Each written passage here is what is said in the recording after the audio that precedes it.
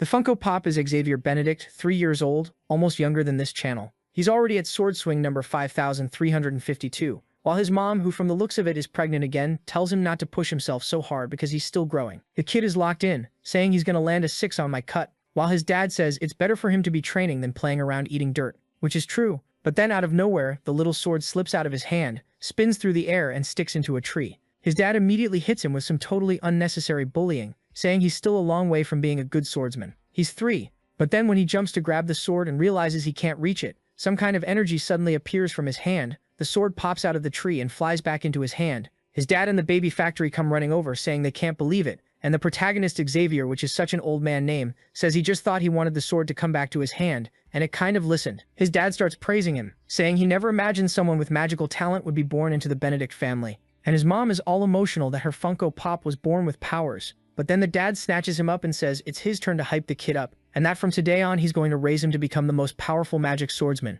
But obviously, if you've got a 3-year-old swinging a sword like that, this didn't start today. So we rewind a bit and see piles of bodies, an ocean of blood. Humanity thought they'd won and they were about to end the war. That was the good part. The bad part is that all his friends were already dead. His little sister, yeah, probably the one being made in his mom right now. She didn't even get to be born and she still died. And standing in front of him was the Calamity, the Demon King Patrick. Clearly naming characters is not the author's strong point. Patrick says it's impressive. A human made it that far, but today was the end of Xavier Benedict. The demon race was going to return. Xavier jumps in to strike and Patrick smiles and says they'll meet again. Then Xavier unleashes this explosive slash everything blows apart, leaving only a little purple orb behind. Xavier goes over, picks it up, recognizing it as the Demon King's core, the source of his power. If he destroys it, the guy can never be resurrected. Except, it looks like the thing is about to explode. Xavier says there's no one nearby to block the magical blast. Yeah, if everyone's dead, who was blocking for you before? Now it makes sense how you even got that far. He's thinking, if he had even a little magical talent, he could win right now.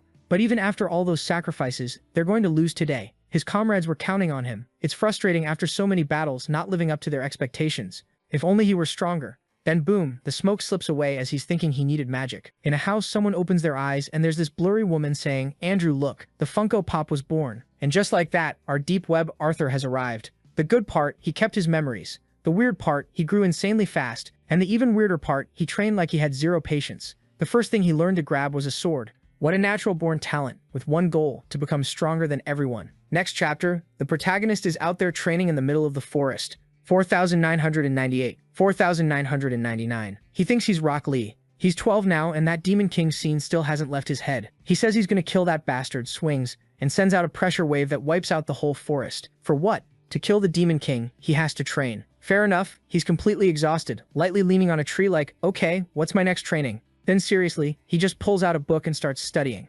Efficient, like Elon Musk's friend. He's practicing swordsmanship in the forest. Then he's flying around, throwing fireballs, explosions. I haven't even seen an enemy yet, and he's already blowing up mountains. He leaves a crater and goes, not bad, not bad. But like in the beginning, after the end, there's gossip in the city. Everyone wants to know why the nobles are coming to investigate. Someone says it's good they're investigating because they need to get rid of those pests.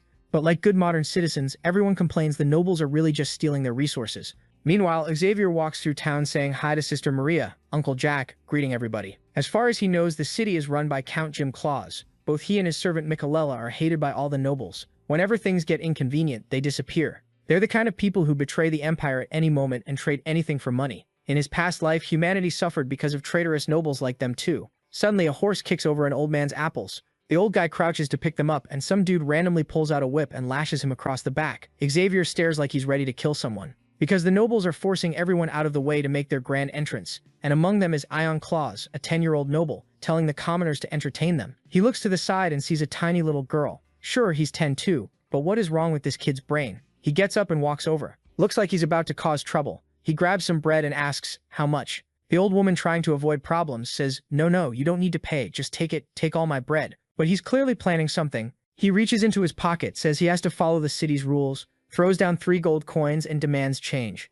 Yeah, he's gonna ask for the girl as change. No way. The old woman says she doesn't have change for that much. And he does exactly what you think. He says she can give him the girl as change. People are thinking that poor girl is not gonna have a good life, and honestly, it feels like the author forgot this little noble is 10. Good thing the protagonist is about to save him from jail, or send him straight to hell, because he's already reaching for his sword. But no, he puts the sword away and thinks, for now he can't draw attention because he has a more important mission. Magic is a strong trump card, and it's better if nobody knows. So he's gonna teach this idiot kid a more honest lesson. Up on a rooftop, he says that spot is good enough. Even if someone notices the attack came from there, they won't have time to find him. Claus is down there asking if they're scared of him. He paid more than a fair price, and he's not some random criminal. That little Dementor hand reaches for the girl when suddenly it gets wrapped in water. He starts drowning. His men call out to the young master asking what's happening, but nobody can reach him. The kid is almost passing out while the little girl watches Xavier from far away casting the spell. She decides to pretend she didn't see anything, and it's like Xavier has been leaving the kid to drown for 2 full minutes and he still won't die. Then suddenly this guy named Mr. Publish shows up and stares. He extends his staff and cancels the magic. The filthy noble drops to the ground like trash. So yeah, someone strong just showed up. Mr. Habush waves the staff and breaks the spell. But then the attack turns toward him. Except he slams the staff into the ground and releases a golden aura that even surprises Xavier. The guy pauses for a second, then it's like he looks straight in Xavier's direction. Then Xavier disappears. The soldiers say to take the noble to the doctor, but he shoves everyone away and says no way. He immediately orders the girl to confess that she used the magic, because she's going to prison. Obviously the mother and the girl say they have no idea how to use magic. The kid goes to throw a punch, but then Habush pulls him back and tells Mr. Claus it's better not to act like that because it's not worthy of their house. Claus tells the professor to stop, but Habush warns that the Count won't like this situation. Looks like the Count isn't a good person because the kid instantly panics and apologizes. They start leaving, but Claus says there's no way this ends here. Cut to the Benedict house, where the Funko Pop is eating like crazy. The parents are talking about the nobles who came to collect the year's taxes. The mom mentions the rumor going around town that someone attacked the young heir. The dad laughs and says he definitely deserved it. Then Helena, the protagonist's sister, says she heard it was a water mage. Like, could it be her brother sitting right there? He coughs and says no, as if he'd do something that risky. He was, as always, training in the forest. The mom tells Helena to stop making things up and go study magic already, like it could possibly be her brother. But Helena's tired. She wants to practice magic, not sit there studying. Meanwhile, the dad is struggling to eat, saying it's always rough when tax collection season comes. The mom says they should be grateful at least once they pay. Those people disappear for a whole year. Just 2 more days of annoyance. She hands food to the kid and the dad asks Xavier if he wants a training session. Xavier refuses, and the dad says he's missing a huge chance to train with a famous swordsman who's been on countless battlefields. But Xavier just stands up and says he has things to do later, so they'll train another time. And besides, his dad should train his mind, not just his body. Getting called dumb for free by your own 12-year-old is wild. His sister wants to go train with him, but he tells her to go back to studying and make some potions and herbs, so when he gets hurt, he can rely on her, because she really did have talent for potion making. In his past life, by 16, she was already one of the top producers. But when Xavier got stuck for 2 years on the front lines fighting demons, some of them attacked the house and she got wiped out. Right when she was about to create a potion for Volado's poison, a disease that caused a pandemic and killed 1/3 of the population of the Castle of Bones. That's why in this life, she has to be protected at all costs. Back in the city, that idiot Claus gets slapped across the face. It's his father, who doesn't care at all. He smacks him and tells him to shut up. He asks if it's true he treated Mr. Habush rudely. Claus is furious. Hold on, my dad is hitting me because of a bodyguard? But the older man just says his son really is a disgrace. He doesn't understand what it takes to maintain yourself and become a noble. The kid says it doesn't matter. He has a bunch of bodyguards and a bunch of privileges. But his father calls him an idiot. Noble power comes from military strength, and Habush is an archmage, the strongest in the Claus family. He's the real guardian keeping them in the position they have, not filthy trash like his son. Now it makes sense why Claus is messed up in the head, because his dad goes way too hard, and then he even says a son can always be replaced. Just get another woman pregnant and that's it. Another kid is born. Claus runs off crying. Yeah, you can't be a normal kid with a father like that. The father says it's fine. The boy will reflect on those words. The kid is out there in the city, completely wrecked, wondering how his cursed father can side with a servant instead of him. And it's all the fault of the bastard who used magic on him.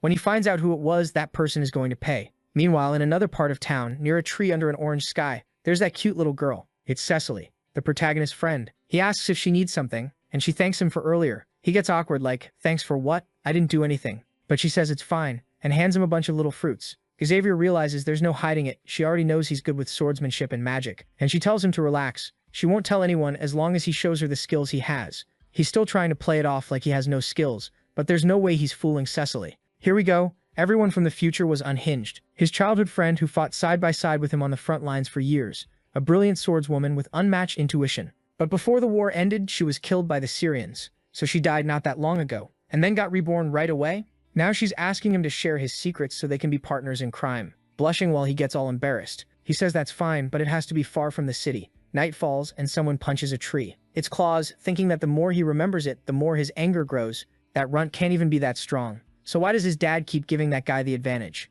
Of course his hand hurts. He's just a kid. He's never held a sword, never trained a single second in his life, and Claus just keeps standing there furious, cursing out even his own father for not valuing him. Then all of a sudden something steps on his back. A forest warlock with huge eyes is already coming in to mess him up. The kid glances back, but the thing almost nails him dead on. He faceplants into the dirt like the total idiot he is, then turns around and sees this giant drooling monster right in front of him. He's begging for help, wondering why there's nobody around, when suddenly someone grabs him by the collar and shoves him. He slams into a wall. Now the protagonist is face to face with the creature, and the kid's like, "Wait, did this little kid just push me?" The protagonist grits his teeth and tells the damn beast it's not leaving here alive today. But inside he knows they're on the edge of the forest, and it's not like help is just going to show up. And that's exactly why the creature shouldn't even be here. Why is a monster this close to the city? That would only be possible if the demon race had started moving again. The monster roars, leaps, and swings a huge slap at the protagonist. He dodges by jumping back, slips to the creature's right, and it turns into a full-on Dragon Ball style exchange. The problem is, normal weapons can't really cut magical beasts.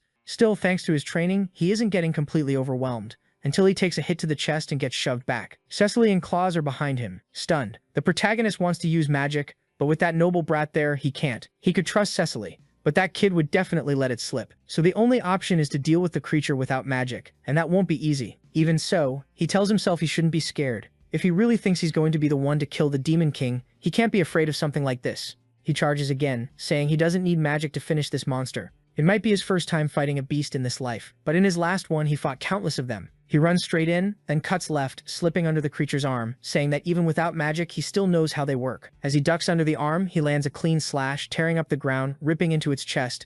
Blood sprays and the beast falls backward. Claus is in shock, saying the kid really killed a magical beast by himself. The protagonist, exhausted, collapses while Cecily calls his name and runs over to help. He gets up and says he's just a little tired, but at least everyone's okay.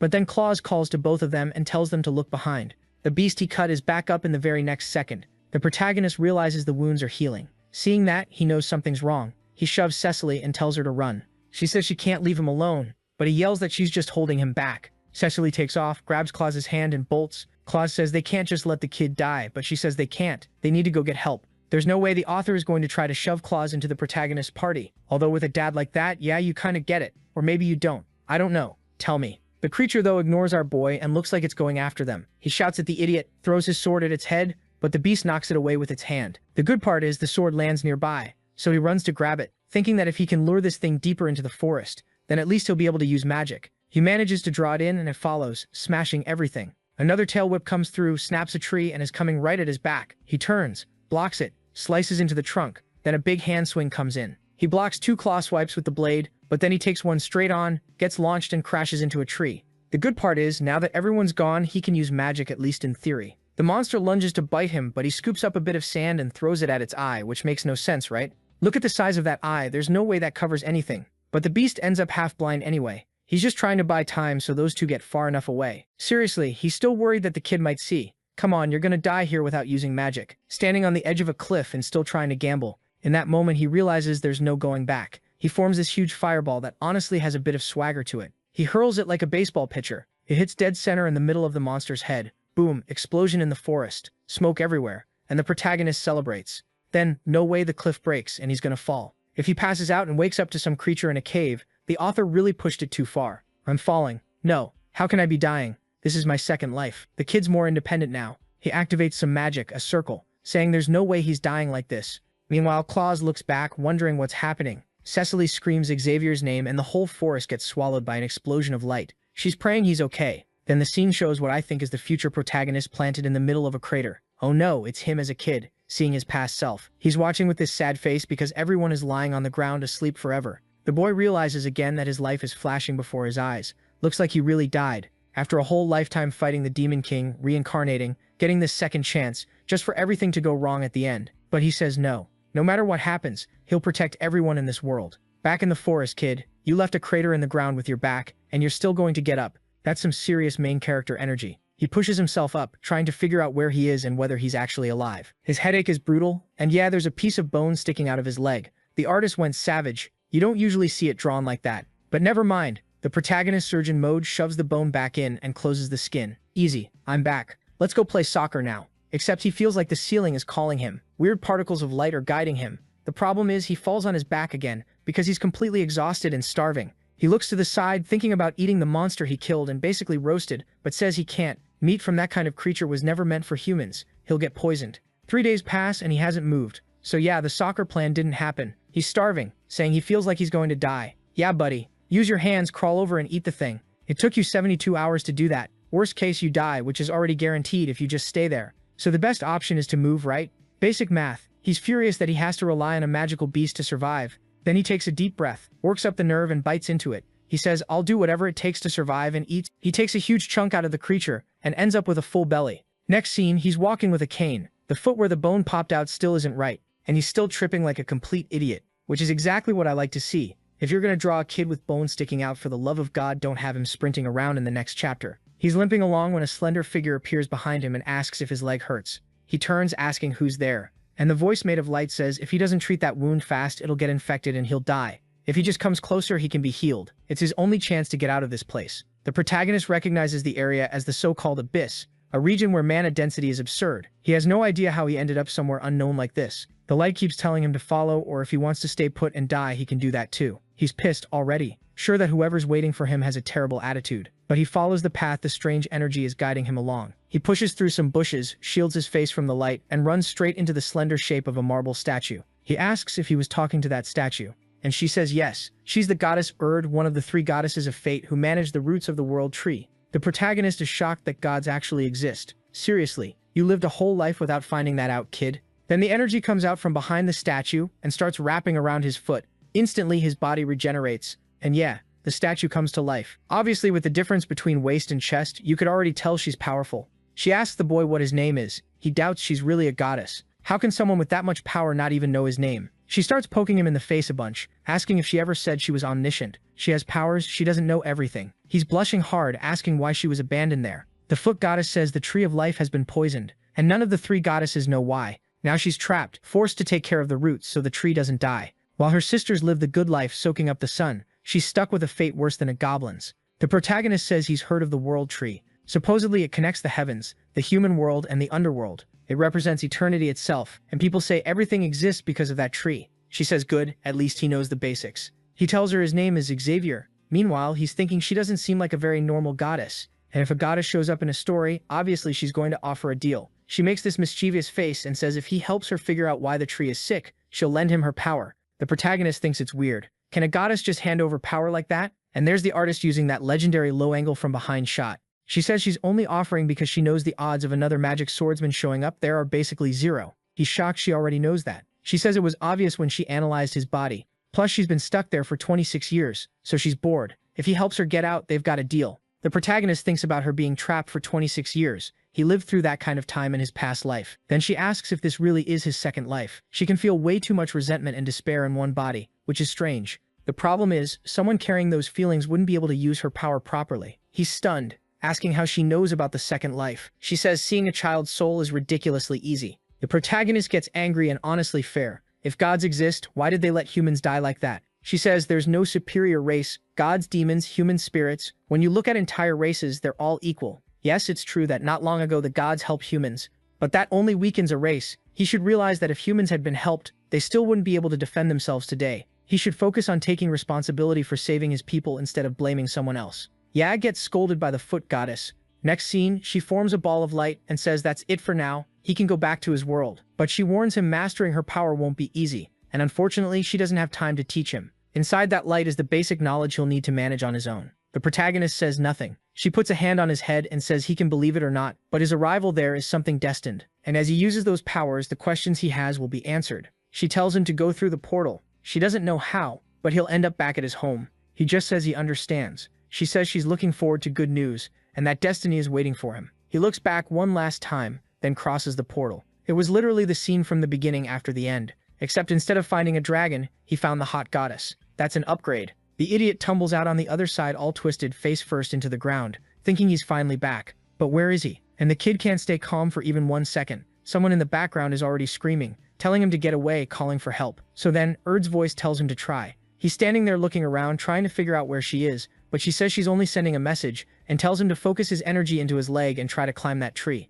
He says there's no way he can climb something like that. Oh sure, the kid who killed a demon with a sword can't climb a tree. Okay, but actually it wasn't really climbing, right? It was one huge jump all at once, not climbing branch by branch. In a second, he's at the top, stumbling all over the place. But he says it really was easy. His body felt weirdly light, and she explains that not only will his body be better, his vision will be sharper too. She tells him to test it, and when he looks out toward the horizon, he sees, way off in the distance, under a tree, someone asking for help. 3 big guys bullying a little girl who's lost in the middle of the forest. The protagonist thanks her, saying those guys are perfect for practice. In a second, he's already above them. The fastest way to deal with it is to kill the biggest one first. He comes straight in from behind. I honestly thought the guy would react, but no. He takes it right in the back of the neck. The guy goes flying and slams into another tree nearby while the others are trying to figure out who this kid is. Then the protagonist pulls that crucifixion move and lands a rock right in the guy's mouth. The guy's holding his face, can't see anything, while the other one asks what's going on. He turns to the kid and demands to know who he is. But the protagonist just says he doesn't have to explain himself. And the artist really went wild with proportions.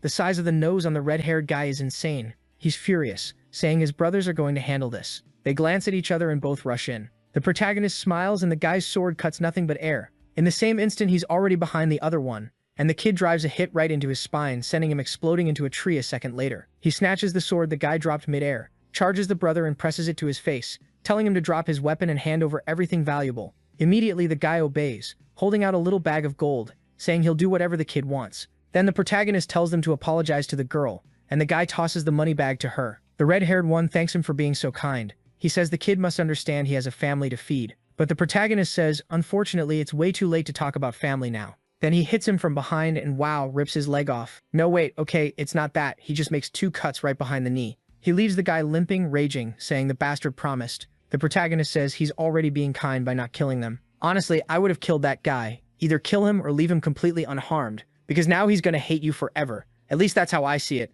Then he does the classic night scene. Can you stand up, little girl? Let's go back. Oh my god, you saved me. And she reaches out her hand.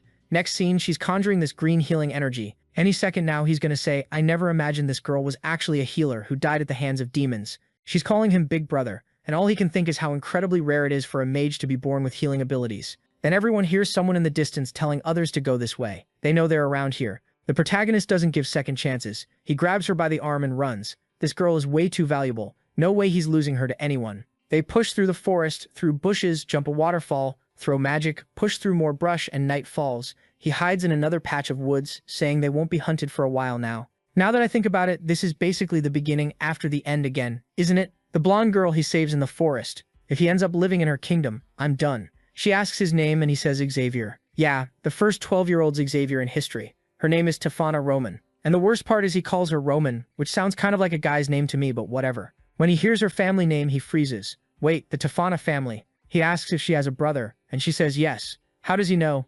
The protagonist says poor Charlin spent his whole life looking for his sister, and he's the one who finds her in a place like this. Wait, I don't get it. Charlin, the brother, calls her Tefana? He's been wondering if he'll ever find her, if she's okay. And the protagonist says yes, she's definitely okay. Then the protagonist pats her head, saying they need to make sure she gets home safely. And now he's thinking that finding this child was a blessing. Night falls, she's asleep while he's resting and talking to Erd. He asks to learn more about the power because it's not really Erd, it's the consciousness she left behind to teach him how to use these abilities. She tells him to take the dagger and says that instead of just concentrating magical power, he should let mana flow intentionally. And since it's a smaller weapon, it's easier to do. With his hand on the dagger, it starts getting wrapped in blue energy. She says he's going to learn a shadow element skill. He has to concentrate as much mana as possible at the tip, shaping it like an arrow. Then he just needs to create a small shadow vortex at the blade's tip, and he'll be able to pierce any armor. With the energy concentrated, she tells him to test it, and he immediately goes to strike the tree. He does this little poke like a tiny stab, and it goes through like butter.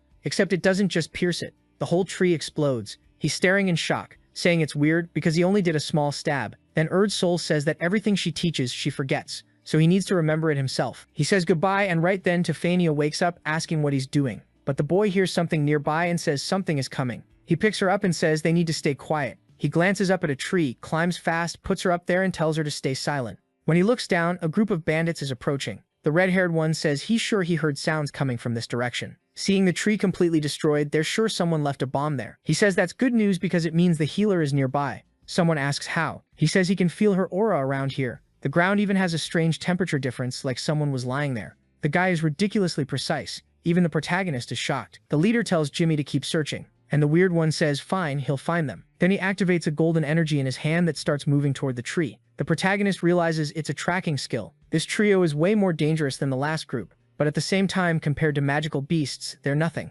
No way he's letting them win here. The tracking magic lights up the top of the tree, and the guy says he found the target. The gray-haired one tells Bob to handle it now, and the loudmouth says it's fine. He'll bring both of them down right now. The protagonist notices they're splitting up and working separately, which is perfect for him. Bob stops in front of the tree and says if the bastard won't come out, he'll knock him down. He swings his axe into the trunk. The whole tree shakes. He hits it again and again, asking how long the kid is going to hide. The protagonist is celebrating quietly, saying everything is going according to plan. Then we see a few minutes earlier, right when the guy was about to activate the tracking magic. Yeah, smart. Since he knows the tracking magic follows other magic, he just threw a ball of water at a different tree, filled it with mana, and that's why the tracking went there. Now Bob is suffering like a complete idiot while he's hiding calmly. The protagonist thinks that if they're going to mess up like this, he'll take one of them with him. As the guy chops and the wet leaves drip, he gathers the droplets to form a water ball above the man's head. The plan is to use the same technique he used on Claws. Bob seems to notice something's wrong, but it's too late. The ball surrounds him, he starts losing his breath, swinging his axe around blindly. And the kid is basically thinking, how can this guy not handle something so simple?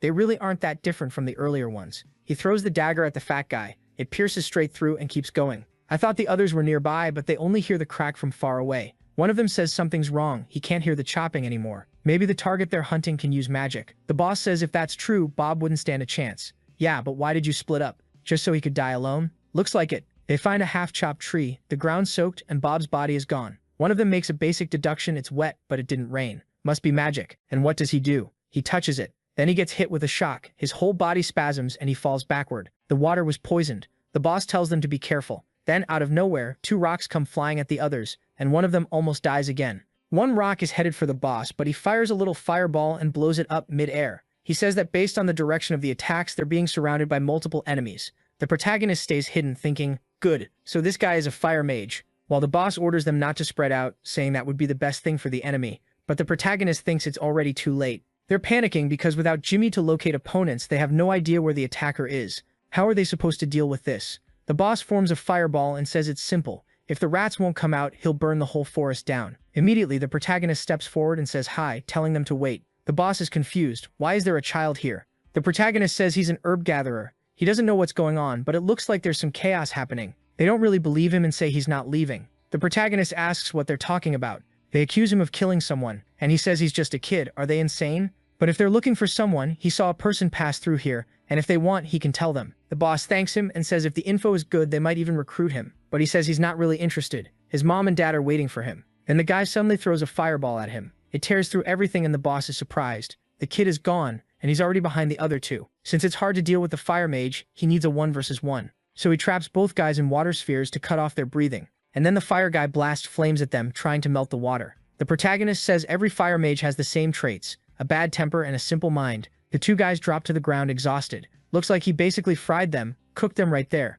And the kid is saying fire mages really are all the same, just dumb. The fire mage is still impatient and comes in with a flaming punch while the protagonist is smiling. He dodges easily to the left and sprints. He grabs a sword that was lying on the ground while the fire guy is confused. Is this kid really going to try to win with swordsmanship? With the sword powered up, the protagonist says he doesn't like killing people, but monsters like him are different. And now that he's figured out the secret behind his powers, he can't let him leave alive. The older guy gets excited, saying finding a kid who uses both sword and magic is even more impressive than that girl. And he leaps at the protagonist, saying he wants the boy. The strike comes straight at the protagonist's chest, and he throws up a water barrier that the guy slams into. Wister put out Diddy's fire and drove the blade into his chest, but the guy deflects it, smacks the sword away, and kicks the kid, sending him flying. The older guy is shocked. Why does a kid this small feel like someone who survived countless fights? The protagonist answers that he's done playing around. The man casts another fire spell and slams it into the ground. The protagonist watches and the guy tells him to die, firing a huge blast straight at him. Could he stop it? He could. But here comes that ego fight. He casts his water and sends the explosion back at the guy. It turns into a dragon, an elemental combination, and when it ends, it looks like everything evaporated. The guy starts celebrating, saying the idiot was defeated and turned to ashes. But while he's laughing, the protagonist is already behind him. Another stab lands dead on, and wow, this one goes through like butter. He's standing there repeating to himself that it's impossible, but yeah, goodbye. His body just drops limp to the ground. The protagonist just stares at him, saying this is what a kidnapper deserves. After that everyday daily aura farming, he climbs up a tree to talk to Tefania. He says he's handled everything, and they can go back. But she's shaking all over, saying he was incredible. Xavier says no, it was all luck. Reinforcements will show up any minute, so they should leave. She can already tell he doesn't want her to find out, so right away he tells her to relax and not tell anyone. My god, the protagonist is all about that act. Another head pat recycled, while he says he promises nobody will ever hurt her. Back on the ground, the bodies are all stretched out on the floor, and Tefania asks if everyone's dead. He says no. Besides the leader, everyone's just knocked out.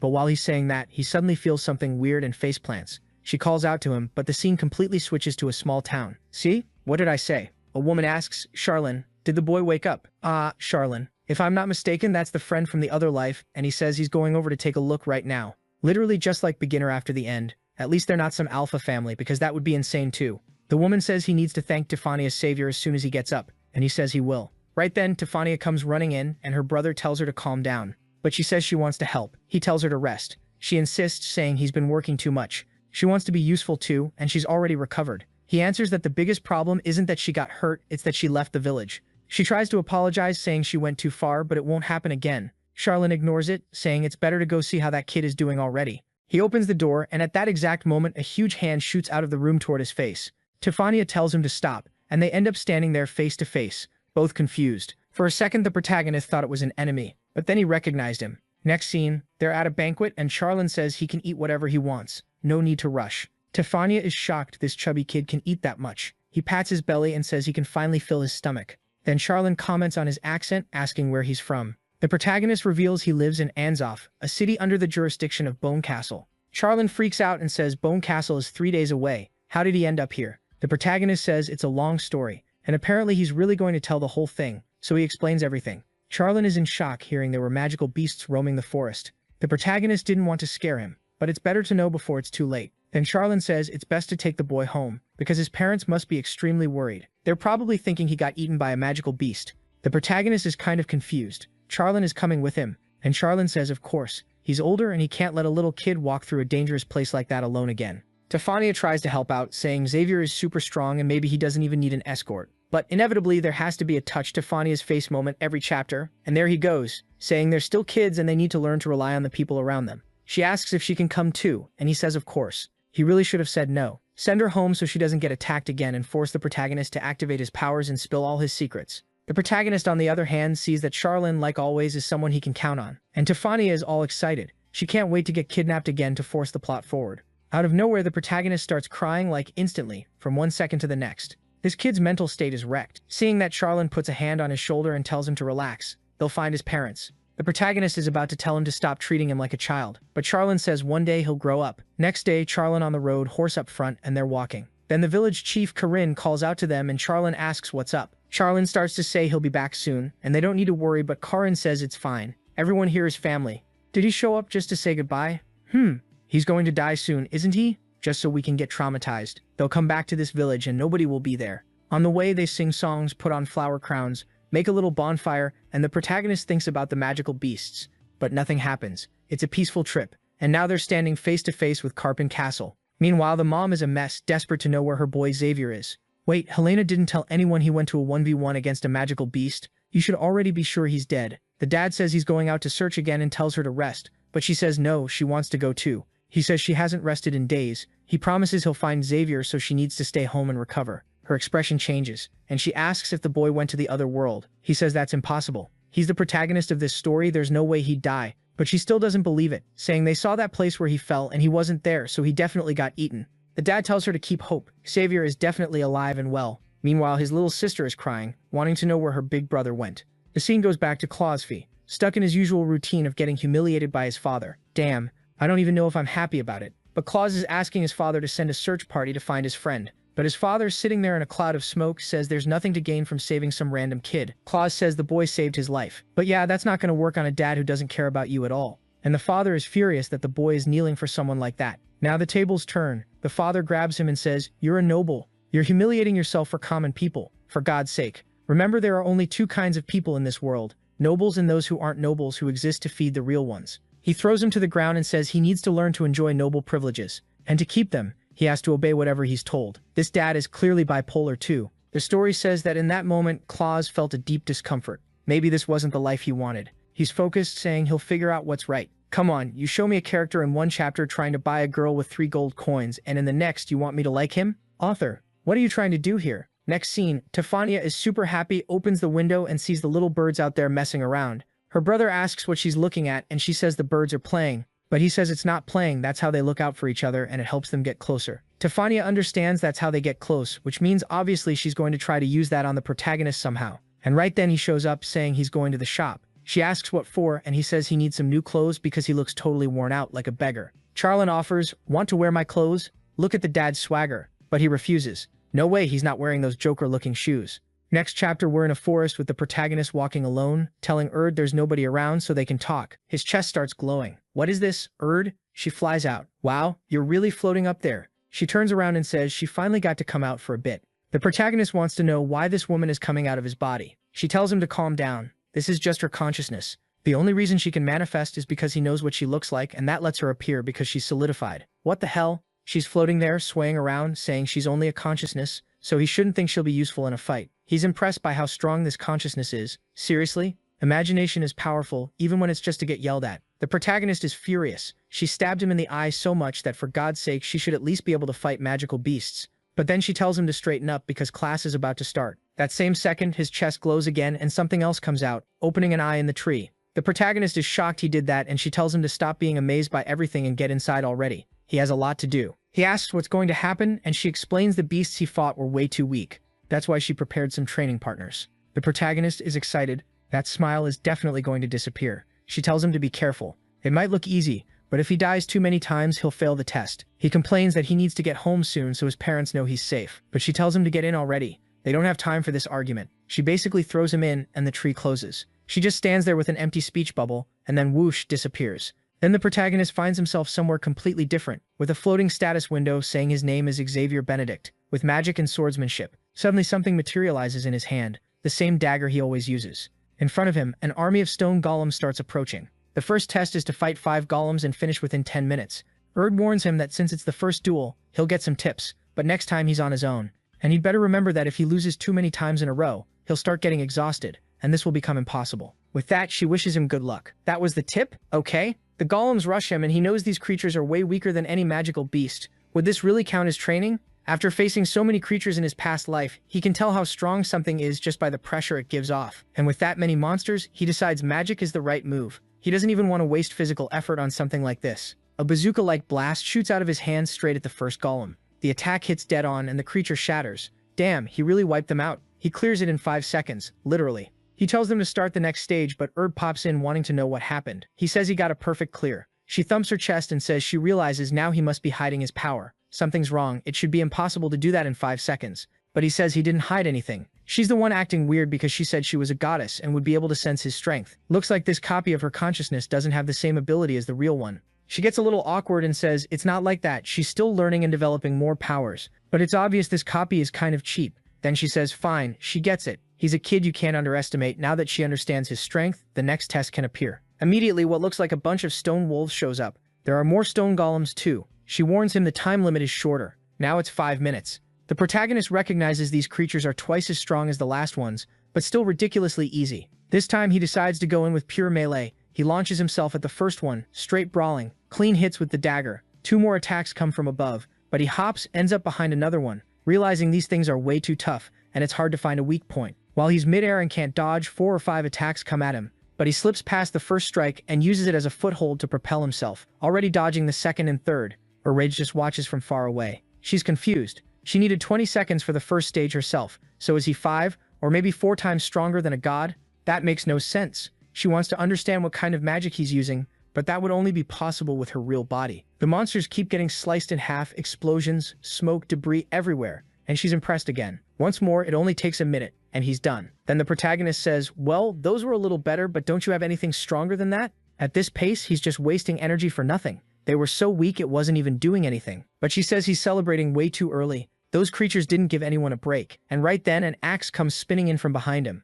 The thing slams straight into the ground, but the protagonist barely slips to the side in time. He slides away, trying to figure out what's coming next. When he looks forward, he freezes, looking shocked while Erd is over there celebrating. Basically, it's another stone beast, only bigger and tougher. And it really is huge, charging in to slash him from behind. He almost gets sliced in half. Erd's smiling. She's still impressed, but she's starting to get used to what he can do. He dodges to the side and realizes the stone golems were the real ones, and they're way stronger. The problem is he's up against two of them. Erd asks what happened. Is he holding back? He tells her to shut up and says he's ending this now. The real fight is about to start. He rushes in. The golem swings at him, but he dodges by jumping onto its arms straight up Captain Levi style. He flips through the air, gets behind its neck, and drives his blade right into the back of its head. The first strike doesn't work, but he says he'll handle it now. But then the creature comes at him again, like another arm is growing out of its back or something. A massive fist comes flying in. He manages to block, but it's basically a dagger versus a giant fist. It smashes into the ground. He can't believe an arm just appeared out of nowhere.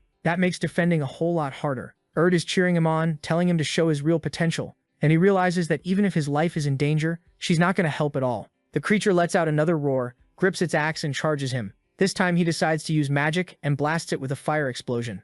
But then he panics, saying he used too much power. It's confusing because while he's saying that, an attack is already coming right at his face. He almost takes an axe to the head. Still, he gets excited, saying they're about to find out how many hits this golem can take. Another explosion lands dead on. Both golems close in. One of them is missing a chunk, and the other throws a punch straight at him. The thing is regenerating fast, and his attacks are basically getting nullified. He stabs again, but it does nothing. They start to surround him. He turns toward the one in front and says he doesn't care how many times they regrow that arm, he'll just cut it off again. And he does it again. Meanwhile, Erd just watches, saying the kid isn't bad.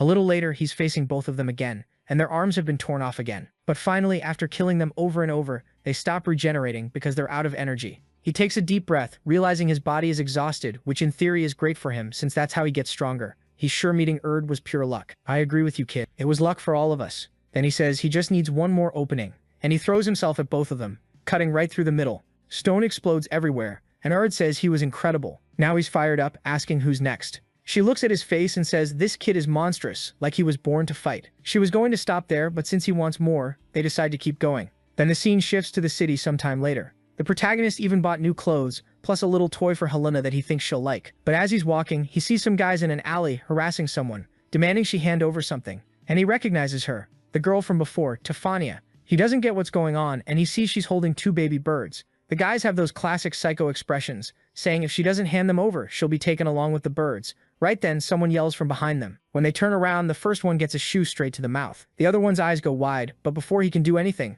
a fist slams into his stomach and folds him. Both of them go down. The protagonist helps the girl up and asks what happened. She says she went out to buy food, but these baby birds fell out of their nest. So she rescued them, and then those guys showed up. The protagonist is confused because everyone around is staring at him now. He says this city feels off, and it'd be better if they left. But then someone shouts at them asking where they think they're going. A weird blonde guy shows up saying they're crazy for hitting people, and then walking away like nothing happened. He asks if they really think they can leave without his permission. His name is Damien. Seeing he's getting surrounded, the protagonist asks everyone to wait a second. Those guys attacked first. He was just defending himself. But Damien says that in Carpen Castle, in the City of Peace, violence of any kind is forbidden, and that's why he's going to be arrested. Yeah, but then you'd have to use violence to arrest him, wouldn't you? Tefania asks what they're going to do, and he tells her not to worry, he'll handle it. Now he's sure something is wrong with this city. If they start a fight here, they'll definitely get hit with even worse accusations. The easiest thing is to solve it peacefully, so he says he'll take full responsibility and that the girl is innocent. The blonde guy makes this unhinged face and says that if that's the case, then fine. Carpen Castle doesn't harm the innocent.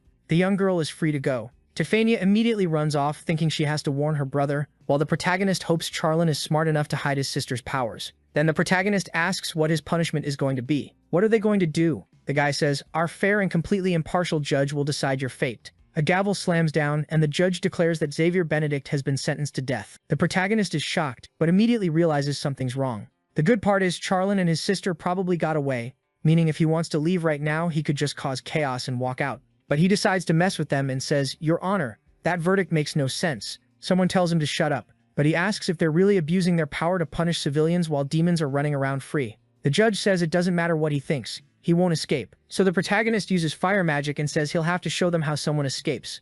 The guy freaks out and asks if the kid is really a mage. No, of course not. He just lit 5 matches in his hand.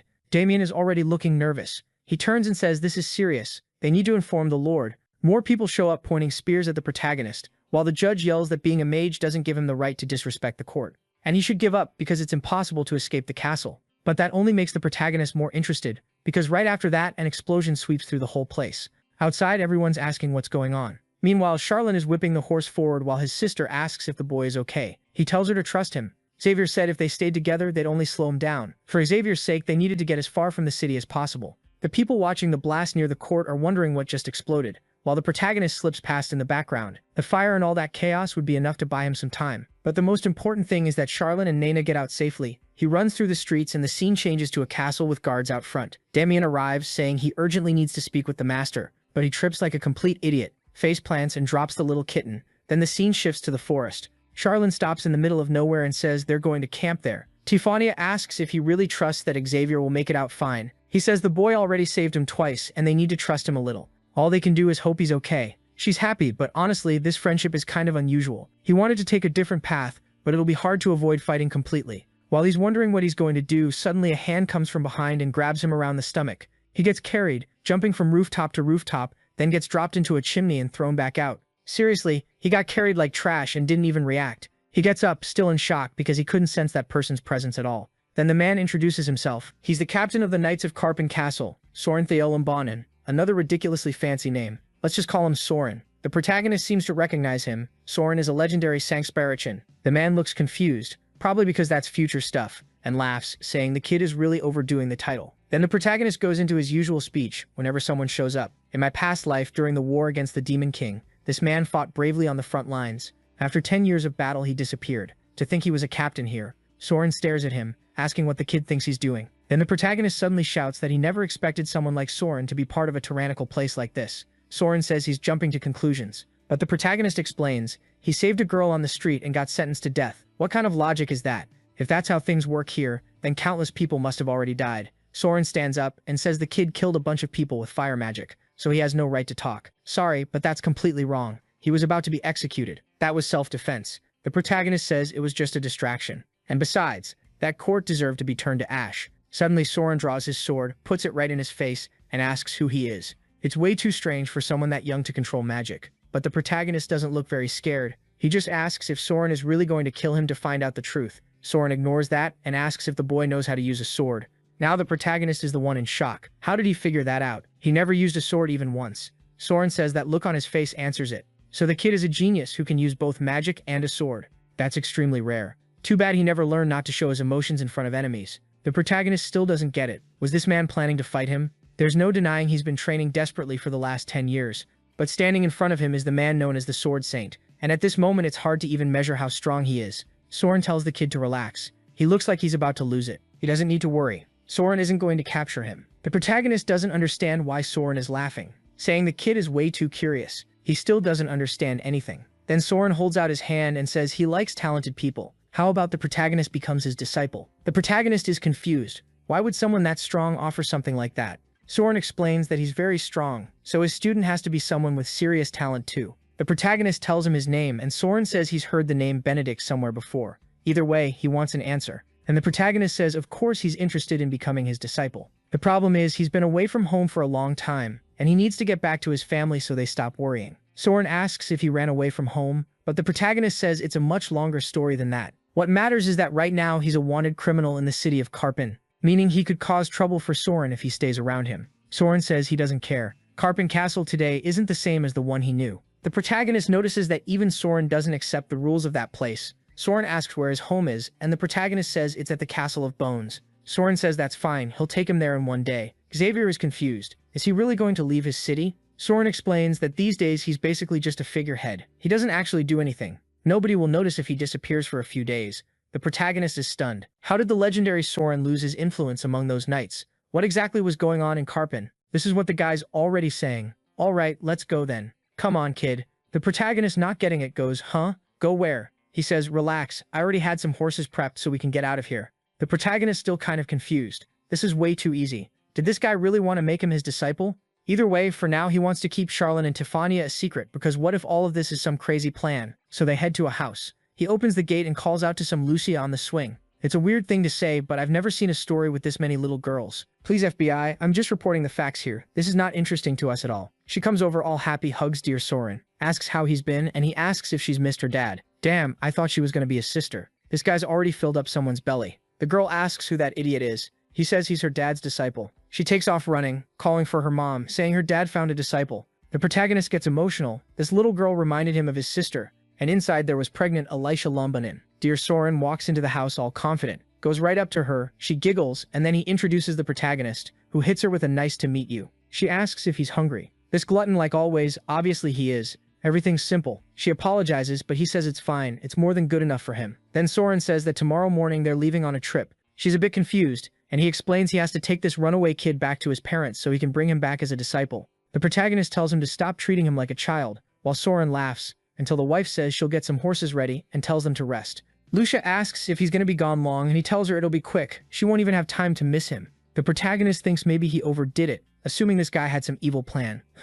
Maybe he doesn't, but other people do, and right then someone kicks the front door in. Soren stands up. Outside someone's yelling. He tells the protagonist to grab Lucia and hide upstairs. Soren rushes to the door while the protagonist looks like he won't be able to do much because Soren's probably stronger than him. He runs upstairs with Lucia, who has no idea what's going on. Outside, Soren asks Alicia what's happening. She says these weirdos are invading their property, and obviously who is it? Demian saying that dear Soren, the captain has a peculiar visitor. Soren asks what they're doing there. Did they follow him? Demian answers that it's pretty cruel to talk like that to his superior. Soren should watch how he responds. Soren says this is his house, and he brings whoever he wants. Of course, Demian doesn't accept that and asks if he's really going to hide a criminal. Even Soren questions it. Demian, do you really think the laws from that castle make any sense? The weirdo hugs his little cat and says it doesn't matter. Ever since the laws were established, the castle has been peaceful. Nothing is more important than peace. While they're talking, the protagonist is upstairs telling Lucia to stay quiet. He peeks through the window and hears Demian saying to hand the boy over already, or they'll have to do a forced search.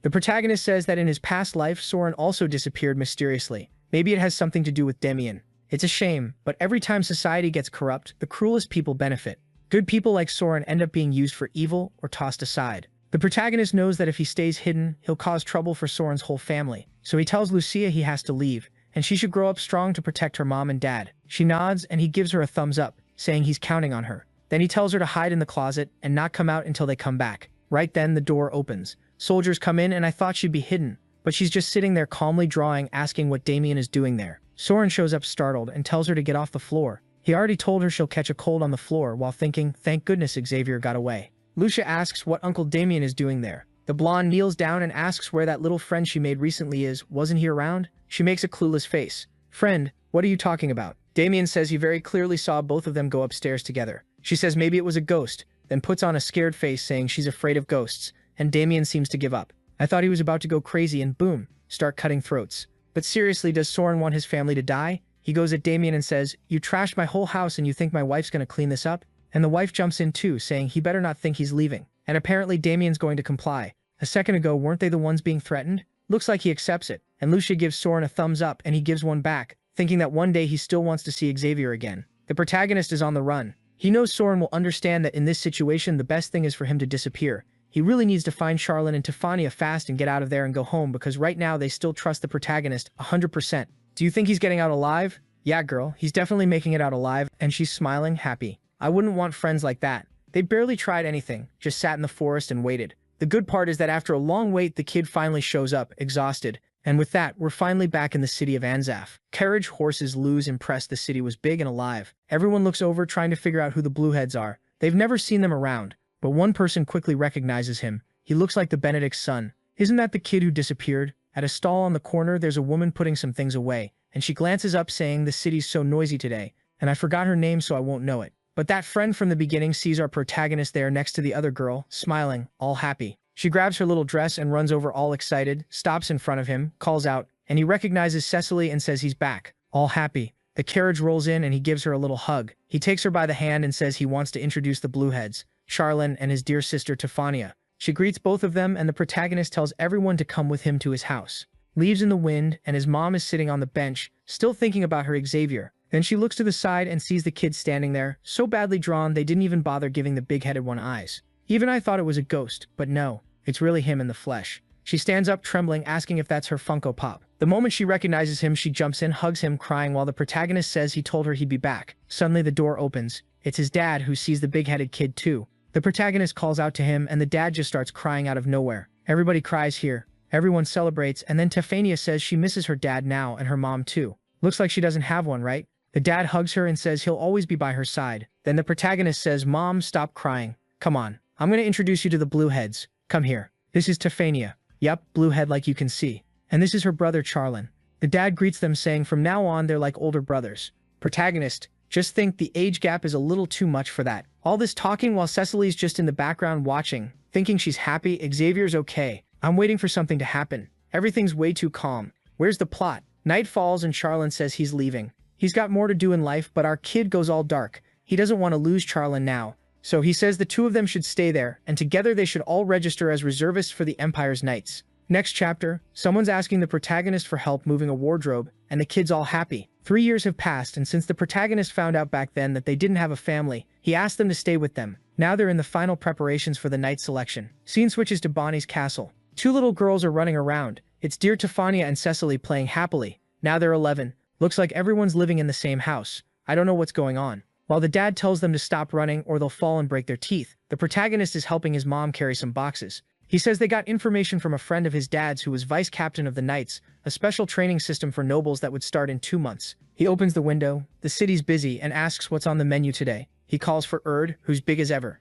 Thank goodness to balance out the mountain of little girls in this story, and she tells him he needs to calm down. He's always training non-stop, whether he's eating or sleeping. The protagonist says he needs to get as strong as possible, as fast as possible. She says the first step to getting strong is being grateful for the life he has. Okay, pure philosophy. And since he arrived in the city for the first time, he should take a walk around all of Bonnie. But the protagonist says no. The truth is he knows this place really well, better than anyone. A city that looks beautiful but gets drained by the nobles. He tells Erd to hurry up because she said he's been really down. Is he missing his childhood friend? He says no. Cecily will show up soon because she's strong. Wasn't she the one who made the potion? Don't you remember?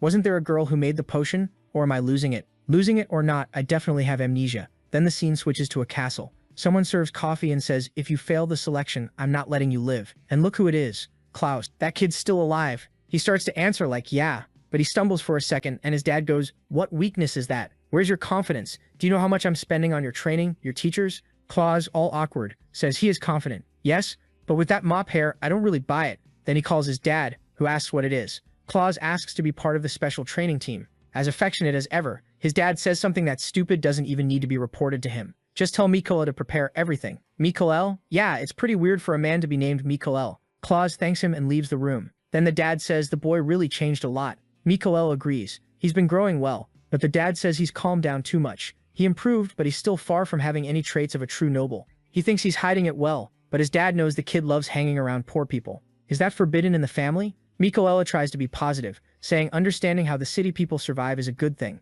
The dad agrees, but he thinks the boy has some other reason. Klaus tells the knights to stop following him, but they're like, I'm just following orders. He says nobody in the city of Bonnie would dare lay a hand on him. The guy says, all right then, we'll get the carriage ready. But Klaus tells him to stop. He's walking, and he's walking alone, because if he uses the carriage, they'll know where he's going. Damn, this kid's acting kind of strange. He smiles, saying it's been 3 years since he saw that special person. All happy, he says he can't wait to see his savior again. Yeah, no, get out of here. Looks like he got a letter from someone saying that savior had arrived in the city. Was it Cecily who told him? Sure, it's not like she wait a second. Didn't he try to buy Cecily for 3 gold coins? Looks like friendship somehow survived that. Weirdly, Klaus is fixing his hair, saying he's so happy he'll be able to make the best impression and thank that guy for everything he did for him. He walks up all excited to the protagonist. My savior. The protagonist goes, who are you? Klaus goes, huh? It's me, Klaus. The protagonist just stares. Wait, huh? Hold on. Yeah, I don't know who you are. Klaus says he has an idea. Suddenly he messes up his hair, turns around and says, the bastard has the nerve not to know who he is.